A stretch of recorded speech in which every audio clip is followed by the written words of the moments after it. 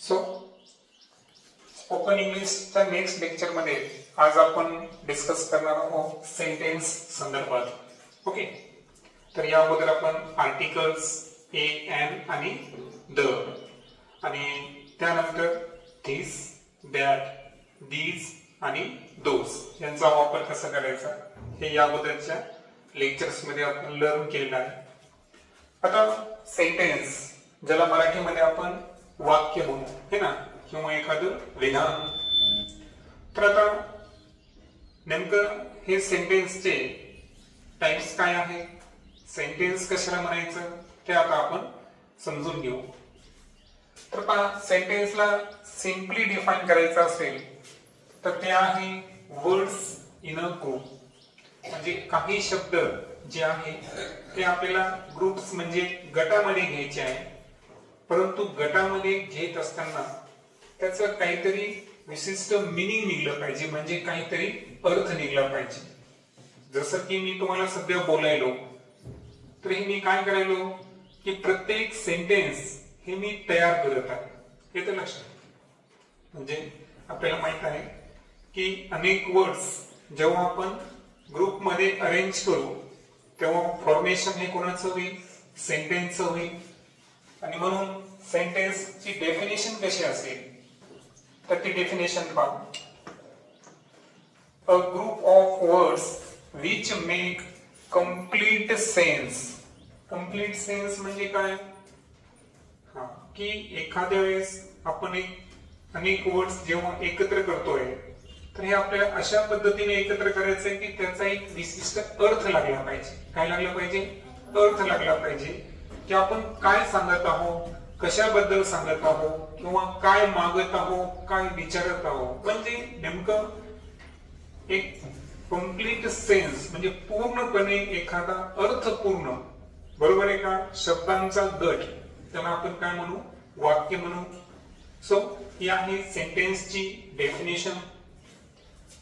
आता हे जे सेंटेन्स आहे हे सेंटेन्स जेव्हा एकत्र येतील तेव्हा ते पॅरेग्राफ्स तयार करतात. लक्षात घ्या, मी काय म्हणतो की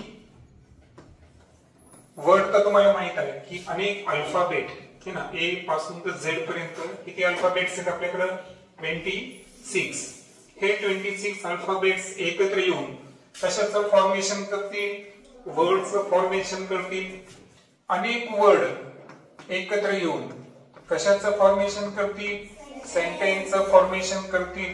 परंतु जेव्हा आपण शब्दांचा गट करायलो तर त्या गटातून काय व्हायला पाहिजे, कंप्लीट सेन्स आपल्याला मिळाला पाहिजे. म्हणजे त्यामध्ये क्रम असला पाहिजे. जसं की आता आपण पुढे टेन्स शिकणार आहोत काही काळानंतर, तर त्यामध्ये सब्जेक्ट म्हणजे नाउन केव्हा घ्यायचा, हेल्पिंग वर्बचा वापर कसा करायचा, वर्ब काय आहे, पार्ट ऑफ स्पीचचा वापर काय आहे, कोणत्या गोष्टी आपल्याला एक वेळेस घेता येतील, ह्या सगळ्या गोष्टी एक विशिष्ट व्याकरणच्या दृष्टीनं, ग्रामरच्या दृष्टीनं त्यांची अरेंजमेंट करून त्याचा एक कंप्लीट सेन्स निघत असेल तरच त्याला काय म्हणतो आपण, सेंटेन्स.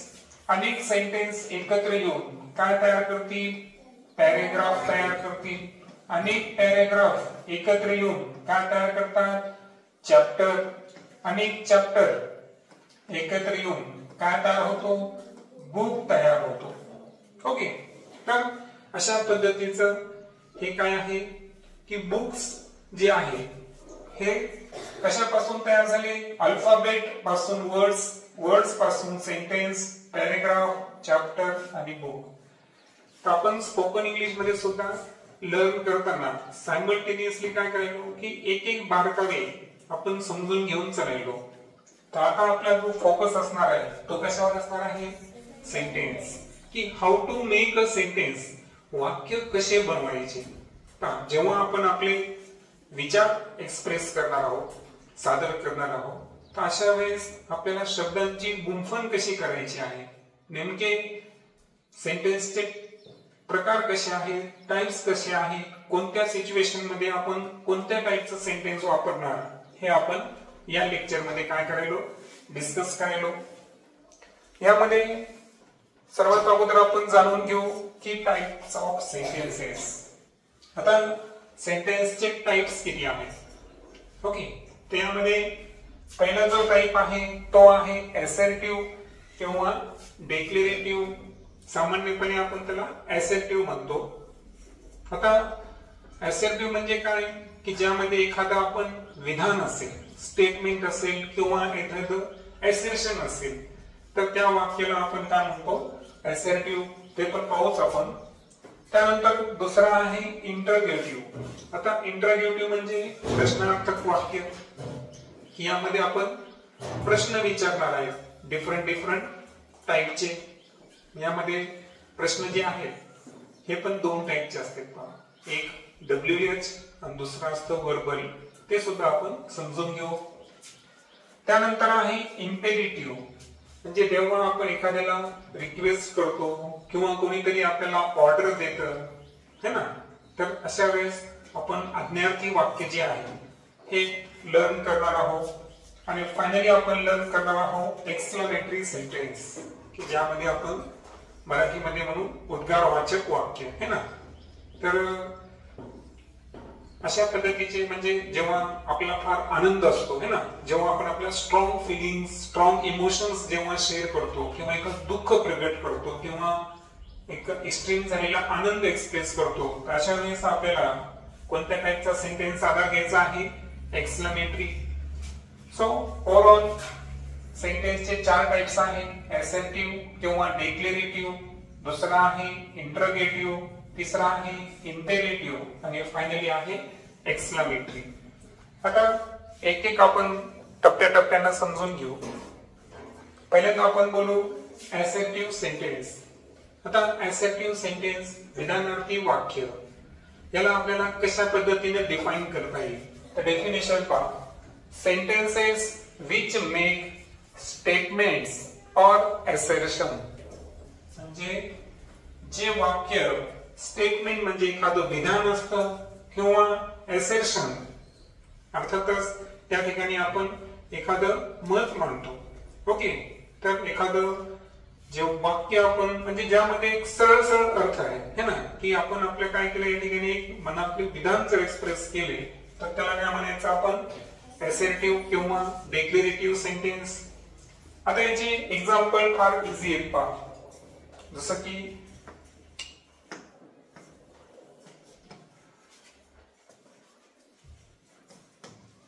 he is eating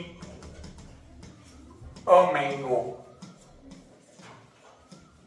आता यामध्ये जर पाहिलं आपण काय झालं बरं की तो आंबा खात आहे. म्हणजे हा शब्दांचा असा ग्रुप आहे की ज्यामध्ये काय आहे, कम्प्लीट सेन्स आहे. त्यामुळे आपल्याला काय म्हणता येईल, स्टेटमेंट म्हणता येईल.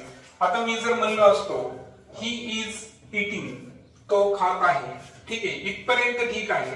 परंतु ही अ मँगो, फक्त मी वापरलं ही आणि मँगो, तो आंबा खातो, खात नाही, अर्थ निघाला का नाही. म्हणजे काय झालं की कम्प्लीट सेन्स निघण्यासाठी इथं काय काय वापरलं बरं, प्रोनाउन वापरला.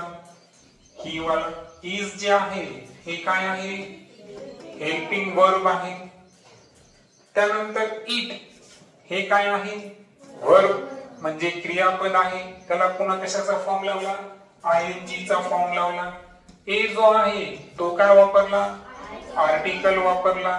मँगो जे आहे तो नाउन आहे किंवा त्याला आपण ऑब्जेक्ट सुद्धा म्हणू शकतो.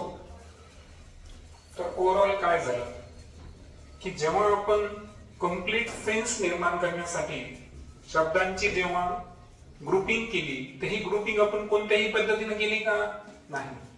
तर सेंटेन्सच्या डेफिनेशन मध्ये आपण फोकस कशावर केला होता, कोणत्या शब्दावर फोकस केला होता, कम्प्लीट सेन्स. कशावर फोकस केला होता आपण, कम्प्लीट सेन्स. ते तुम्ही लक्षात ठेवायचं. त्यानंतर पुढचं वाक्य घेऊ आपण, रमेश ate an orange. आता एक लक्षात घ्या, मी थोडंसं सेम क्रियापद यासाठी वापरलं कारण तुम्हाला थोडस चलता चलता काही इन्फॉर्मेशन पण देणार आहे मी की वरचं जे वाक्य होतं ते कोणत्या टेन्स मधलं होतं? Present tense. म्हणजे हे वाक्य वर्तमान काळातलं आहे. आता वर्तमान काळात पण 4 टाइप्स आहे ते आपण टेन्स मध्ये समजून घेऊ. सद्यस्थितीला फक्त आपल्याला माहिती की इथं इज हा शब्द आलेला आहे आणि क्रियापदाला आयएनजी लागलेला आहे. बरोबर आहे का? तर इज हा शब्द हेल्पिंग वर्ब आपल्याला काय डिनोट करतो की वाक्य कोणतं आहे? Present tense. आता या वाक्यामध्ये पहा काय काय दिले या वाक्यामध्ये? सब्जेक्ट आहे. इट जो आहे तर लक्षात घ्या इट हे क्रियापद आहे. इट म्हणजे काय? खाणे. तर हे वर्बचं पहिलं रूप आहे. वर्बचं किती रूप आहे? पहिलं रूप आहे. तर याचं जे दुसरं रूप आहे किंवा याचं पास्ट फॉर्म म्हणू आपण, भूतकाळी रूप, हे की नाही, तर ते कोणतं असतं? इट. म्हणजे यामध्ये सब्जेक्ट आलं. हा काय आहे? वर्बचं किती फॉर्म घेतलं मी? Second form. अँड हे काय आहे यामध्ये? आर्टिकल. या आर्टिकलचा पण वापर केला आपण. आणि ऑरेंज हे काय आहे? नाउन किंवा ऑब्जेक्ट. सो अशा पद्धतीने तुम्हाला काय करायचं आहे? सेंटेन्स कन्स्ट्रक्ट करायचे आहे.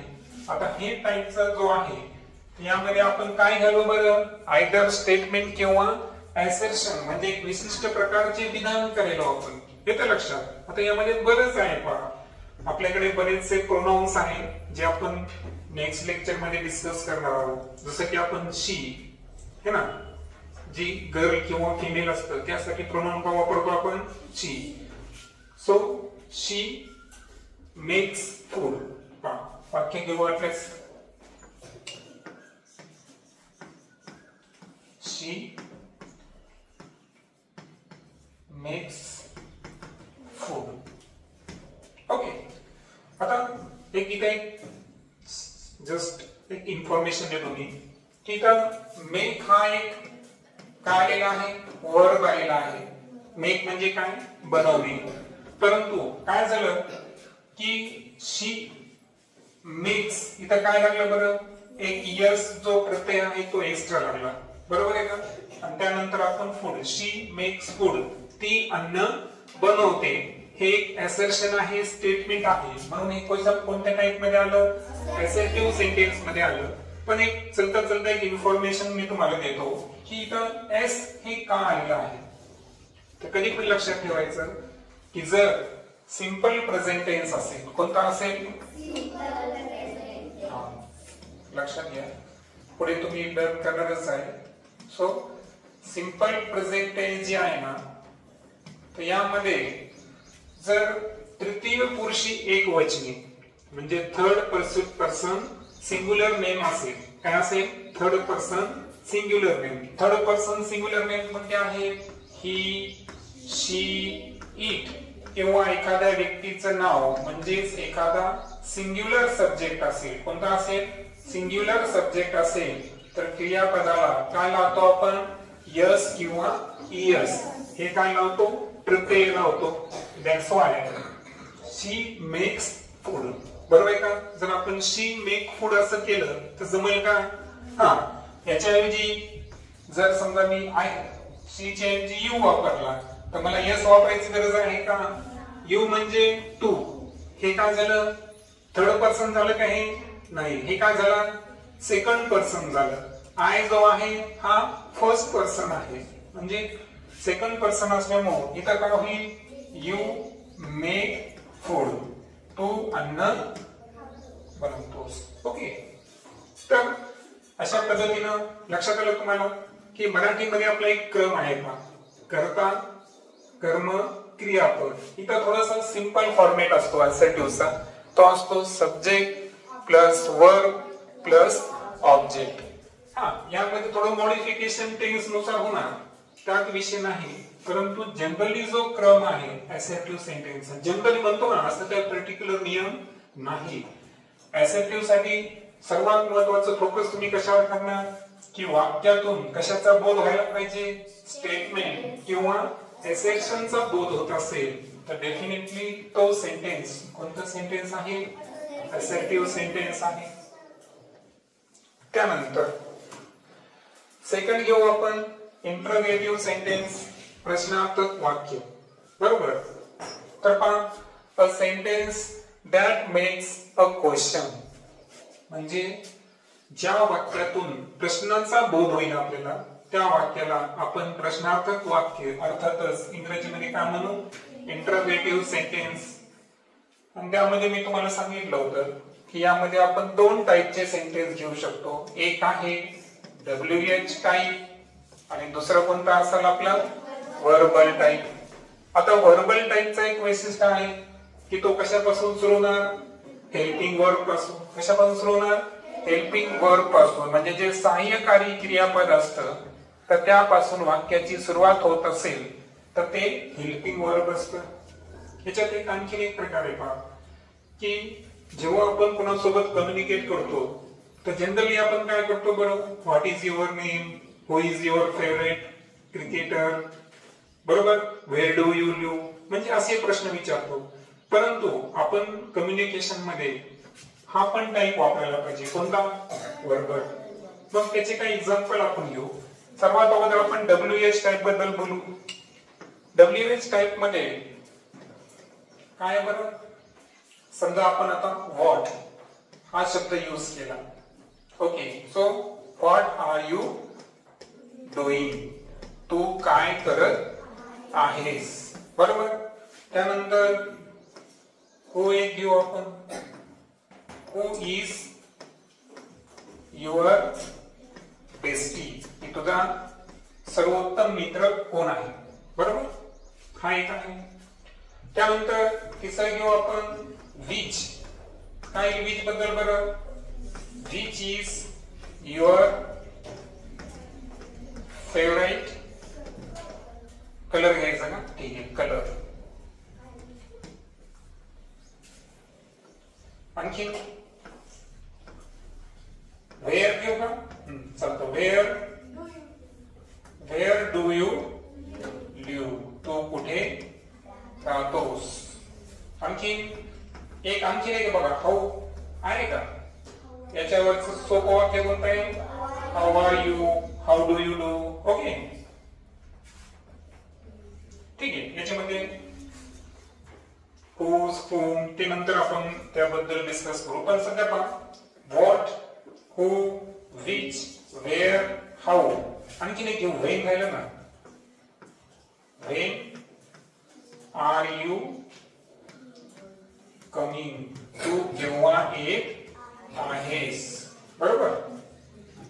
सो अशा पद्धतीनं ओव्हरऑल हे जे WH टाईप मध्ये जर पाहिलं आपण तर या सर्व वाक्यातून जसं की what are you doing who is your bestie which is your favourite colour where do you live how are you when are you coming हे सर्वच्या सर्व काय इंटरोगेटिव्ह सेंटेन्सेस आहेत जे WH टाईपचे असतील परंतु कसे आहेत इंटरोगेटिव्ह सेंटेन्स आहेत. आता याचे जेव्हा तुम्ही आन्सर सांगणार हे आन्सर कशामध्ये असतील बरं assertive मध्ये असतील. कशामध्ये असतील assertive. पहा what are you doing I am playing a cricket मी क्रिकेट खेळत आहे. मग हे काय झालं पहिला टाईप कोणता assertive. दुसरं पहा who is your bestie Sneha is my bestie. काय झालं बरं इथं स्टेटमेंट आलं assertion आलं म्हणजे लक्षात आलं का या प्रत्येक इंटरोगेटिव्हचं मी जे आन्सर द्यायलो तो कोणत्या टाईपचा येईल त्याचं कोणत्या टाईपचा आन्सर येईल assertion. Which is your favourite colour my favourite colour is pink. Okay काही जणांचा ब्लॅक असेल नाही का तर लक्षात घ्या orange. Okay so my favourite colour is orange. आता हे जे मी आन्सर दिलं हे कशामध्ये येईल बरं assertion. कशामध्ये येईल assertion टाईपचं येईल. Where do you live? तू कुठे राहतोस? I live in Raigad. Okay so किंवा कोणी सांगेल I live in my farm मी माझ्या शेतात राहतो. हे दोन्ही काय झाले assertion. How are you?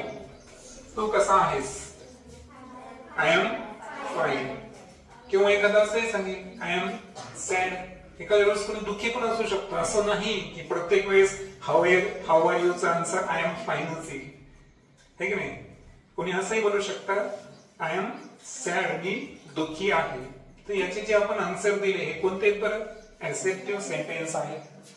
When are you coming. आता इथं काय होईल, हा प्रश्नाचं उत्तर फ्युचर टेन्स मध्ये द्यावं लागेल ना, बरोबर आहे का. आय विल कम टुमॉरो, मी उद्या येईल. मग आय विल कम टुमॉरो जरी फ्युचर टेन्स असेल मात्र हे काय आहे ऍसेप्टिव्ह सेंटेन्स आहे. क्लिअर. आता आपण हेल्पिंग वर्बच्या सहाय्याने थोडंसं क्वेश्चन्स तयार करू.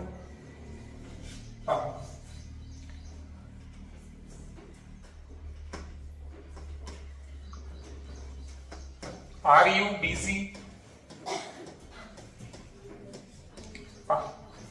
Are you busy. आर या जनरली ऍसेप्टिव्ह सेंटेन्स कसं असतं यू आर बिझी, हे झालं ऍसेप्टिव्ह सेंटेन्स. पण याचं जर आपण वर्बल क्वेश्चन केला तर काय झालं आर यू बिझी, तू मग्न आहेस का. पुन्हा अजून सांगा एखादं वाक्य. एखादं सिंपल ऍसेप्टिव्ह सेंटेन्स सांगून सुद्धा तुम्ही त्याचं काय करू शकता इंटरगेटिव्ह तयार करू शकता. जसं की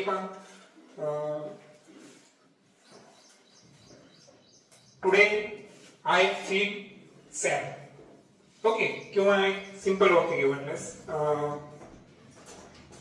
इट इज कूल, ते थंड आहे. मग याचं काय होईल बरं इज इट कूल, ते थंड आहे का. म्हणजे याचा अर्थ काय केला आपण की ऍसेप्टिव्ह सेंटेन्स जे आहे त्याचा क्रम जर बदलला, हेल्पिंग वर्ब अगोदर घेतला. लक्षात घ्या ना.